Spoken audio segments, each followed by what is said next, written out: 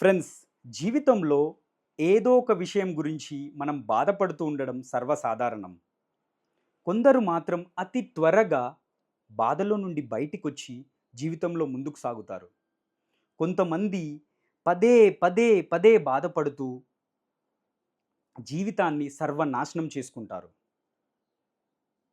అతి త్వరగా బాధలో నుండి బయటికి రావాలంటే మనం ఇక్కడ మైండ్ గేమ్ గురించి అర్థం చేసుకోవాలి. ఆ మైండ్ గేమ్ ఏందంటే నువ్వు పదే పదే బాధపడుతూ ఉంటే ఆ బాధనే మల్టిప్లై అవుతది, యాడ్ అవుతది.